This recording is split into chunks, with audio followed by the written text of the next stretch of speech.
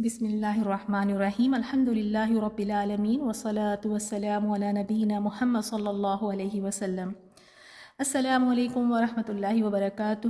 الحمد للہ نیا سورہ شروع کرنے والے ہیں، سورۃ الغاشیہ، اور چھوٹا سا سورہ ہے، مکی سورہ ہے، 26 آیات ہے۔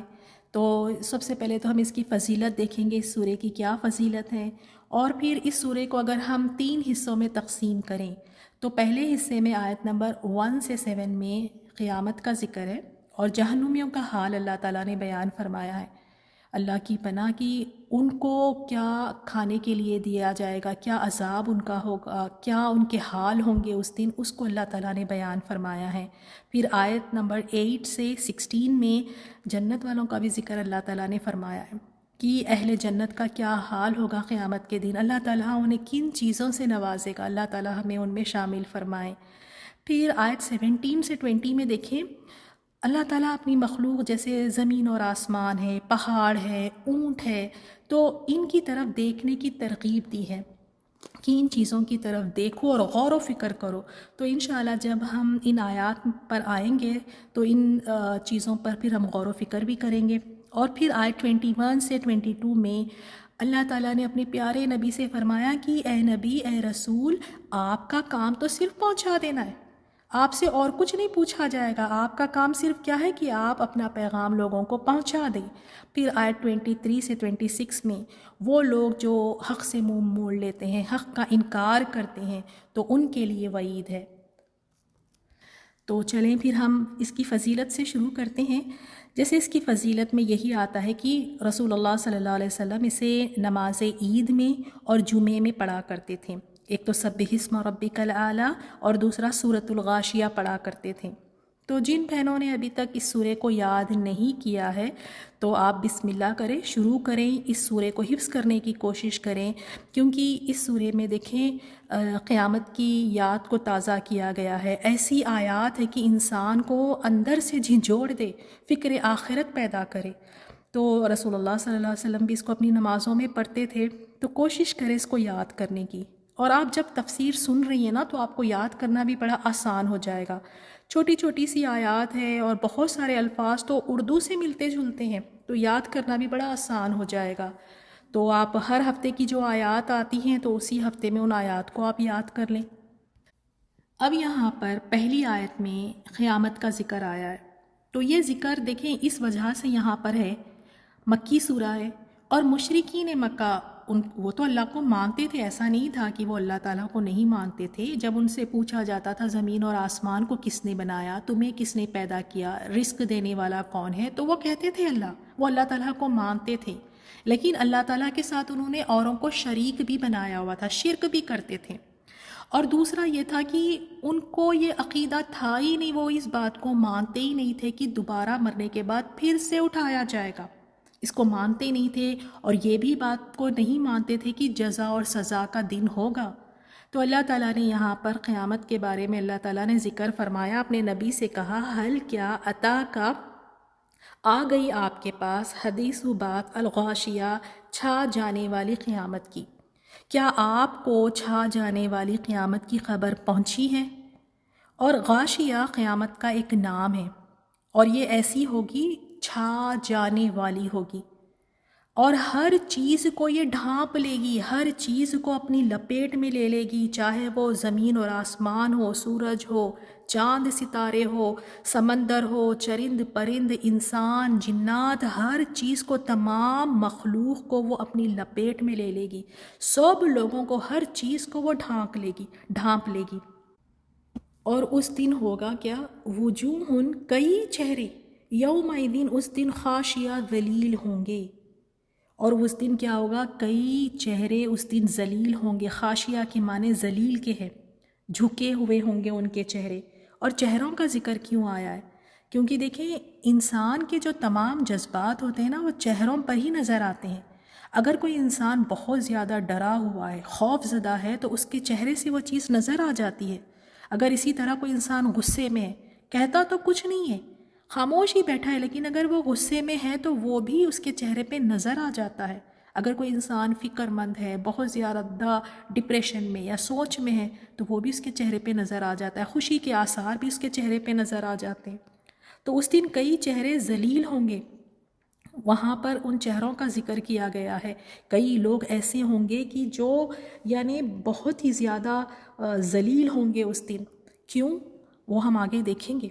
اور اتنی یعنی ڈرانے والی آیات ہے، اتنی یعنی فکر پیدا کرنے والی نیکسٹ آیت جو ہے، آپ سنیں کہ وہ لوگ ہے کیسے۔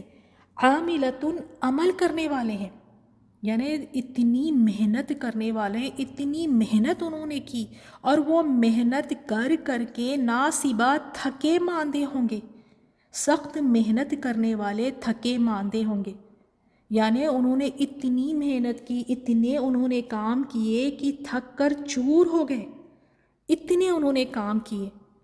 تو ہونا تو یہی چاہیے تھا نا کہ انہوں نے اتنے عمل کیے، اتنی انہوں نے سخت محنت کی، اور وہ اتنے اپنی محنت کر کر کے تھک چکے ہیں، تو ان کی تو پھر دیکھیں آپ، خاطر تواضع ہونی چاہیے تھی، ان کو تو بہت ہی بڑے اجر و ثواب سے نوازا جانا چاہیے تھا۔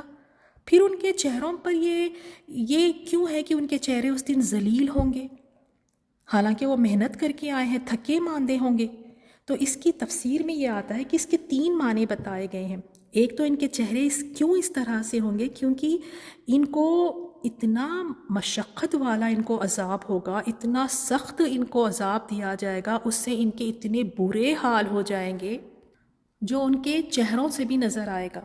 اب آپ دیکھیں کتنی طرح کے وہاں پر عذاب ہے۔ ایک تو میدان حشر میں ہی بھوکے پیاسے کھڑے رہنا کتنے طویل عرصے کے لیے، اسی طرح وہاں پہ کتنے سارے عذاب ہے، تو وہاں اتنے ایسے مشقت والے، اتنے سخت عذاب ہوں گے جس کی وجہ سے یعنی ان کے چہرے کیسے ہوں گے، تھک کر چور ہوئے، اس طرح سے ان کے چہرے نظر آئیں گے۔ اور دوسرا اس کا معنی یہ بھی ہے کہ دنیا میں عمل کر کر کے تھکے ہوئے ہوں گے، اتنے انہوں نے عمل کیے، یعنی دنیا سے انہوں نے جی نہیں لگایا، دنیا سے انہوں نے دل نہیں لگایا، کوئی عیش و آرام کی زندگی انہوں نے نہیں گزاری، خوب عبادتیں کیے، خوب کام کرے، اتنے عمل کیے، کر کر کے وہ تھک گئے، لیکن وہ عمل ان کو کوئی کام نہ آ سکے۔ کیوں؟ حالانکہ انہوں نے اتنی محنت کی کہ ان کو وہ عمل اس دن وہاں پر کوئی کام نہیں آ رہے، کیونکہ وہ جو ان کے عمل تھے، جو ان کے اعمال تھے، وہ باطل مذہب پہ تھے، باطل عقیدے پر تھے، وہ صحیح ڈائریکشن میں نہیں تھے۔ اس سے پتہ چلتا ہے کہ اگر ہم کوئی چیز کے لیے محنت کر رہے ہیں تو کیا وہ محنت صحیح ڈائریکشن میں ہے بھی کہ نہیں، دیکھنا بہت ضروری ہے، ورنہ اتنی محنت کر کے بھی اگر وہ صحیح ڈائریکشن میں نہیں ہے تو قیامت والے دن کچھ ہاتھ نہیں لگے گا، صرف خسارے کے۔ تو ایک تو ان کی صحیح ڈائریکشن میں نہیں تھی، اور دوسرا یہ ہے کہ بدعات، یعنی بدعات کس کو کہتے ہیں، یعنی وہ ہر وہ کام، ہر وہ طریقہ جو رسول اللہ صلی اللہ علیہ وسلم سے ثابت نہ ہو اور اسے کوئی دین کا حصہ سمجھ کر کرے تو وہ بدعت ہے، اور ہر بدعت گمراہی ہے، اور ہر گمراہی جہنم میں لے جانے والی ہے۔ تو اس سے ہمیں کیا پتہ چلا کہ بدعت ہر وہ کام ہے جسے دین اور ثواب کا کام سمجھ کر کیا جائے، حالانکہ اس کے بارے میں کوئی صحیح روایت ہمیں نہیں ملتی، نہ کوئی رسول صلی اللہ علیہ وسلم سے کوئی ہمیں حدیث ملتی ہے، نہ صحابہ کرام کے دور میں کسی نے اسے کیا۔ تو اس عمل کو جو ثواب کی نیت سے کرتے ہیں، جس میں اجر و ثواب کی نیت سے اس کو نیکی سمجھ کے کرتے ہیں، حالانکہ وہ آپ صلی اللہ علیہ وسلم نے نہیں کی، نہ صحابہ کرام نے کی، نہ قرآن میں ذکر ہے، نہ حدیث کب میں ذکر ہے، اسے بدعت کہتے ہیں۔ تو ایسے لوگ جو عمل کر رہے ہیں، نہ عقیدہ درست ہے اور نہ وہ عمل سنت کے مطابق ہے، تو پھر ایسے لوگ جو ہوں گے دنیا میں اتنی محنت کر کے گئے ہیں، اتنی عبادتیں کر کے گئے، تھکے ماندے ہوں گے، لیکن ہاتھ کچھ نہیں ملے گا، چہرے ذلیل ہوں گے اس دن۔ اور تیسرا معنی اس کا ابن عباس رضی اللہ تعالیٰ عنہ فرماتے ہیں، اس سے مراد عیسائی لوگ ہیں۔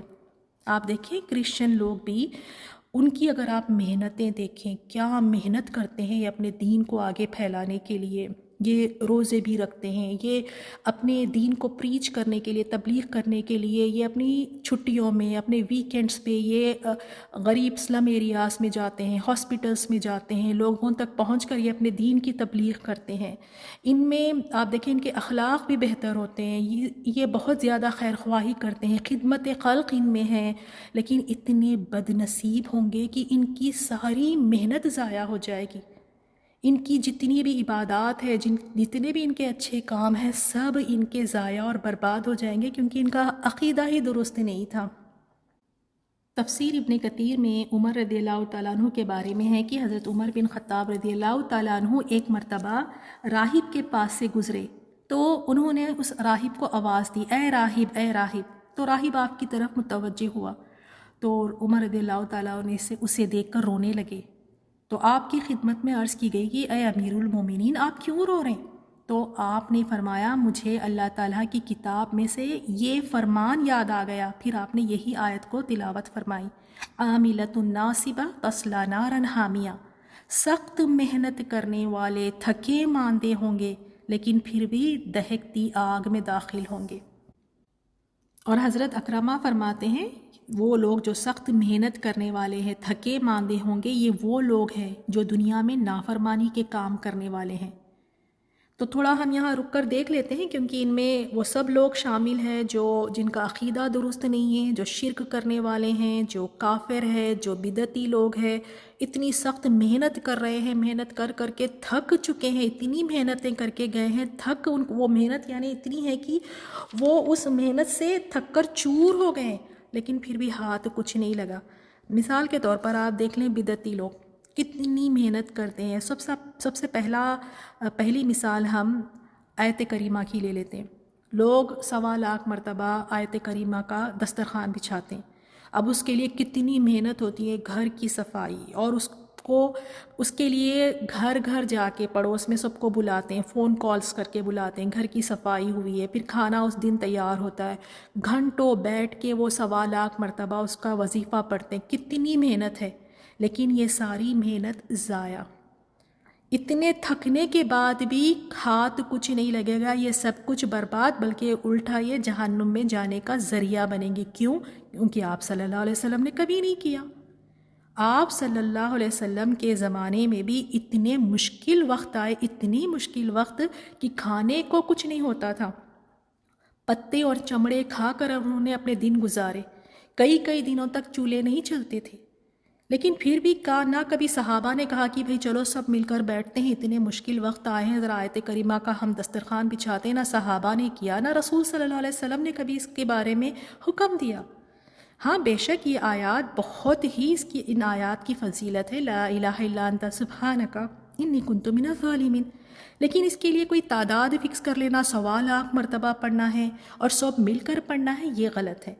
انفرادی طور پر آپ کوئی اس کی تعداد بغیر فکس کیے کہ آپ پڑھیں، اس میں کوئی حرج نہیں۔ اسی طرح آپ دیکھیں شب معراج ہے، شب برات ہے، اس میں رات بھر جگ کر عبادت کرتے، ساری رات نماز میں، قرآن میں عبادت کر کر کے گزار دیتے، تھکا لیتے ہیں اپنے آپ کو، اور یہ بھی بدعت ہے۔ اسی طرح 11ویں ہے، کنڈے ہیں، اور قرآن خوانی ہے، کتنی محنت اس پہ کرتے ہیں۔ آپ دیکھ لیں جو رجب کے جو کنڈے ہوتے ہیں اس میں کھیر پوری جو بنائی جاتی ہے، کتنی محنت اس پہ لگتی ہے۔ اور اسی طرح میلاد ہے، پھر 41 مرتبہ سورۃ البقرہ پڑھتے ہیں، کتنی محنت والا کام ہے، کتنی مشقت اس میں لگتی ہے کہ 41 مرتبہ سورۃ البقرہ پڑھنا۔ پھر اسی طرح ختم یاسین شریف کرتے ہیں، پھر مرنے والے کے لیے زیارت ہے، برسی ہے، چہلم ہے، 10واں 20واں، یہ تمام چیزیں بدعات ہیں۔ انسان اپنے آپ کو تھکا رہا ہے اور یہ اس کو کوئی اجر نہیں ملے گا، بلکہ آپ صلی اللہ علیہ وسلم نے کیا فرمایا، جو چیز آپ صلی اللہ علیہ وسلم سے ثابت نہ ہو اور اسے دین کا حصہ سمجھ کر ثواب کی نیت سے کریں گے تو یہ بدعت ہے، اور ہر بدعت گمراہی ہے، اور ہر گمراہی جہنم میں لے جانے والی ہے۔ تو یہی حال ہوگا پھر عاملۃ ناصبہ، سخت محنت کرنے والے تھکے ماندے ہوں گے، تصلی نارا حامیہ، اور پھر کہاں ہوں گے، دہکتی آگ میں داخل ہوں گے۔ چہرے ذلیل ہوں گے، سخت محنت کرنے والے تھکے ماندے ہوں گے، دہکتی آگ میں داخل ہوں گے۔ تو انسان بدعت کرتا کیوں ہے؟ ایک تو کافر لوگ ہے ہی ہے، عیسائی لوگ بھی اس میں شامل ہو گئے اور بدعتی لوگ بھی ہے۔ کیوں؟ کیا جواب ہوتا ہے کہ ہمارے باپ دادا اسی طرح کرتے تھے، ہمارے خاندان میں یہی رواج ہے، ہم نے اپنے بڑوں کو اسی طرح کرتا دیکھا ہے، تو لہٰذا ہم بھی کریں گے۔ تو اس پر اللہ تعالیٰ نے سورۃ البقرہ میں آیت 170 میں اللہ تعالیٰ نے فرمایا کہ اور جب ان سے کہا جاتا ہے کہ تابع داری کرے، اتباع کرے، ما انزل اللہ تعالیٰ نے جو نازل کیا اس کی اتباع کرے، اس کی تابع داری کرے۔ قالو تو وہ کہتے ہیں بل نتبع، وہ تو کہتے ہیں نہیں ہم تو اتباع کریں گے، ہم تو اس طریقے کو مانیں گے، اس طریقے کی پیروی کریں گے، ما الفینا علیہ آبانا، وہ کہتے ہیں ہم تو اس طریقے کی پیروی کریں گے جس پر ہم نے اپنے باپ داداؤں کو پایا۔ تو اللہ تعالیٰ نے سوال کیا اولو کان آباؤہم لا یعقلون شیئا ولا یہتدون، گو ان کے باپ دادا بے عقل ہو اور گمراہ ہو تب بھی ان کی پیروی کریں گے؟ ہو سکتا ہے باپ داداؤں تک صحیح علم نہیں پہنچا ہو سکتا ہے ان کو ہدایت نہیں ملی ہو، تو جس طرح وہ کیے تھے اسی طرح کرتے جاؤ گے، اگر وہ گمراہ تھے تو تم بھی گمراہ ہو جاؤ گے۔ تو اللہ تعالیٰ ہم سب کو توفیق دے، حق کو حق سمجھنا، حق کو دیکھنے کے بعد حق کو ماننا چاہیے انسان کو۔ اب قرآن کی آیات بھی سامنے آ گئی، پھر بھی کہتے ہیں نہیں ہمارے خاندان کا طریقہ ہے، ہمارے باپ دادوں نے اسی طرح کیا تھا، ہم نے بھی یہی کرنا ہے۔ تو پھر دیکھ لیں اس دن کیا ہوگا، تسلا نارن حامیہ، دہکتی آگ میں داخل ہوں گے، اور ان کے ساتھ کیا معاملہ کیا جائے گا، تسقا من عین آنیہ، انہیں گرم کھولتے چشمے کا پانی پلایا جائے گا، اور وہ پانی انتہائی گرم کھولتا ہوا پانی ہوگا، اس طرح کھولا ہوا ہوگا کہ وہ اپنی آخری انتہا کو پہنچ چکا ہوگا، اور وہ اس قدر گرم ہوگا کہ جب وہ اسے پینے کی کوشش کریں گے پہلے گھونٹ کے ساتھ ہی ان کے منہ کا گوشت اور پوست سب گل سڑ کر نیچے گر پڑے گا، اتنا گرم پانی ہوگا۔ اور جب یہ پیٹ کے حصے سے گزرے گا تو جس حصے سے گزرے گا تو پیٹ کی ساری آنتیں وہ سب پیٹ کے پیچھے کے حصوں سے قدموں میں آ گرے گی۔ تو یہ انجام ہے ان کا کہ ان کو یہ گرم کھولتے ہوئے چشمے کا پانی ان کو پلایا جائے گا۔ اللہ تعالیٰ ہم سب کو محفوظ رکھے، اللہ تعالیٰ ہم سب کو محفوظ رکھے۔ اور کھانے کے لیے کیا دیا جائے گا؟ کھانے کے لیے ان کو لیسا نہیں ہوگا، لہم ان کے لیے، طعام ان کھانا، الا سوائے من دری، خاردار جھاڑی کے، یعنی ایسی غذا ان کو دی جائے گی، ایسا کھانا ان کو دیا جائے گا جو کانٹے دار درخت ہوگا، یعنی ایسا کانٹے دار درخت ہوگا، خشک ہوگا، جسے جانور بھی کھانا پسند نہیں کرتے۔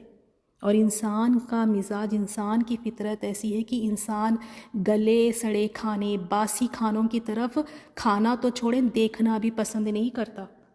اگر کھانا اس کے مرضی کے مزاج کے مطابق نہ ہو تو وہ کھانے کو بھی نہیں کھاتا، لیکن وہاں ان کو کیا کھانے کے لیے دیا جائے گا؟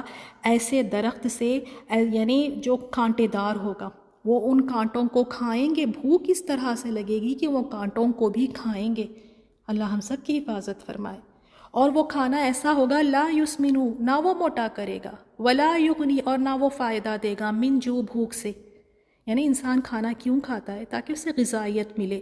نہ تو ان کو کوئی غذائیت ملے گی، نہ تو ان کی بھوک اس سے مٹے گی، نہ تو ان کو اس سے کوئی فائدہ ہوگا، لیکن پھر بھی کھائیں گے یہ کانٹے دار۔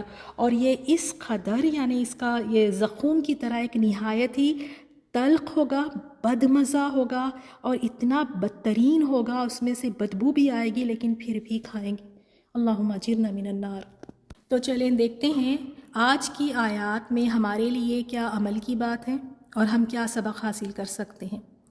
اللہ تعالیٰ نے آج کی آیات میں جیسے قیامت کا ذکر آیا ہے، تو ہم سب کو اس کے بارے میں معلوم بھی ہے اور یقین بھی ہے، پکا ایمان ہے اس بارے میں، کوئی انکار نہیں کرتا، واقعی قیامت آنے والی ہے۔ کیا معلوم ہونا اور ایمان رکھ لینا کافی ہے؟ ایمان کے بعد نیکسٹ اسٹیپ ہونا کیا چاہیے کہ اس پر پھر عمل بھی ہو، کام بھی ہو۔ تو جب ہمیں پتہ ہے کہ یہ دن آنے والا ہے، تو سوال یہ ہے کہ میرے لیے بھی اور آپ سب کے لیے بھی کہ اس کی تیاریاں کتنی ہوئی ہیں؟ کیا تیاری ہم کر کے رکھیں اس دن کے لیے؟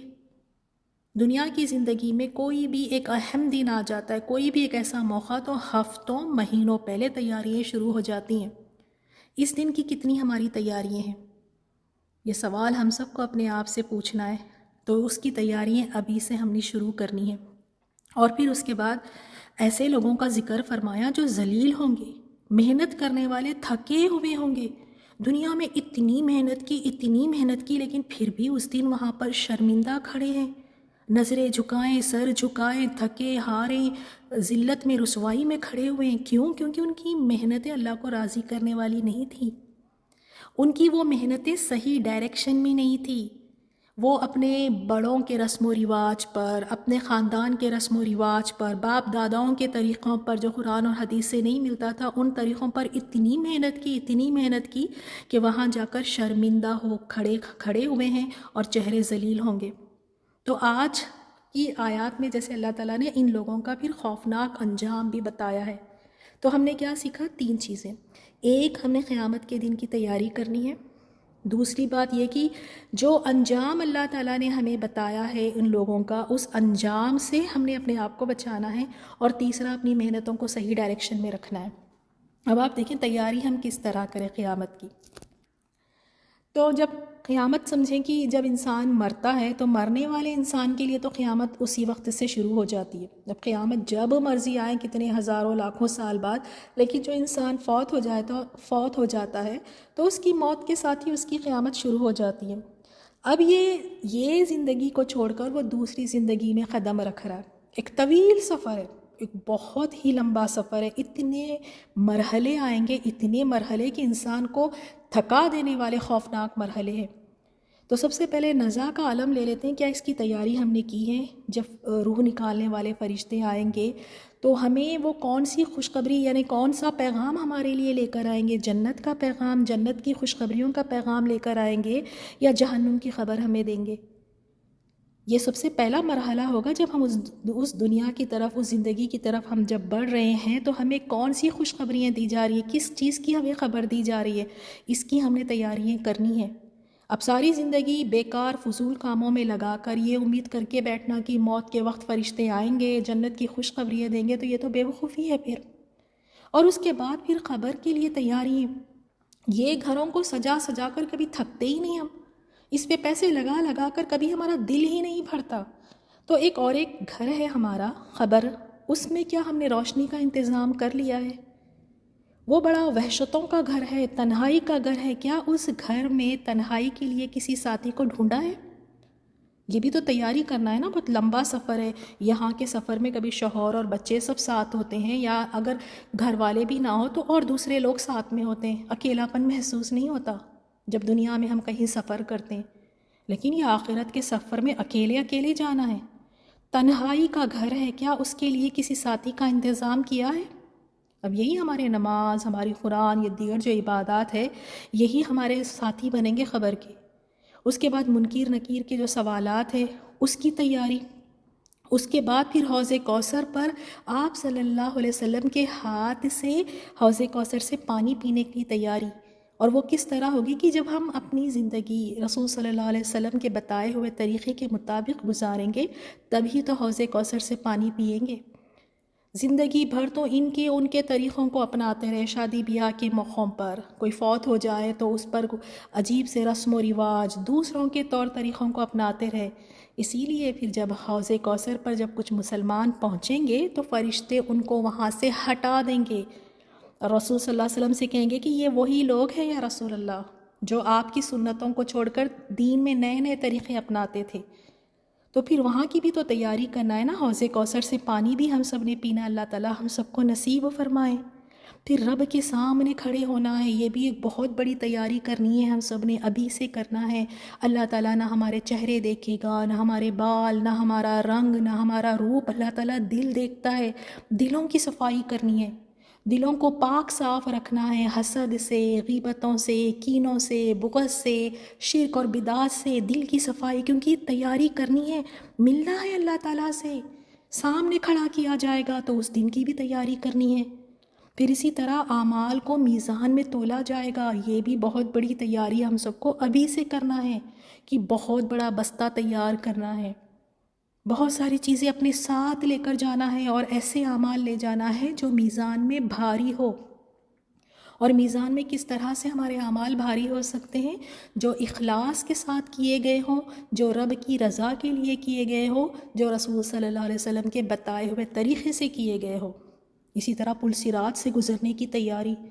گپ اندھیرا ہے پل صراط پر، اور ہم سب جانتے ہیں پل صراط کس طرح ہے، بال سے زیادہ باریک اور تلوار سے زیادہ تیز، اور گپ اندھیرا ہے. وہاں روشنی چاہیے، اور جس کا جتنا ایمان ہوگا اس کو اتنی روشنی ملے گی. اب آپ دیکھیں مرحلے، کتنے مرحلے آتے جا رہے ہیں. ہر مرحلے کے لیے ہمیں تیاریاں یہیں سے کرنی ہیں. اسی لیے تو اللہ تعالیٰ نے یہ زندگی ہمیں دی ہے. دنیا کی زندگی کی تیاریاں کر لو. آگے کا سفر بہت لمبا ہے، بہت کٹھن اور مشکل سفر ہے، اور اکیلے کرنا ہے. اور اس کے لیے ساتھ ساتھ میں اللہ تعالیٰ سے دعائیں بھی کرنی ہیں. جیسے آپ صلی اللہ علیہ وسلم نے فرمایا، جب تم میں سے کوئی تشہد پڑھے، تشہد کے لیے بیٹھے، یعنی جب نماز میں ہم تشہد پڑھ لیتے ہیں، تو آپ صلی اللہ علیہ وسلم نے فرمایا 4 چیزوں سے اللہ تعالیٰ کی پناہ مانگے. تو سلام پھیرنے سے پہلے نماز میں آپ اس دعا کو پڑھ سکتے ہیں. اللهم إني أعوذ بك من عذاب القبر ومن عذاب جهنم ومن فتنة المحيا والممات ومن شر فتنة المسيح الدجال. اور وہ کون سی چیزیں ہیں جس سے آپ صلی اللہ علیہ وسلم نے کہا کہ پناہ مانگے؟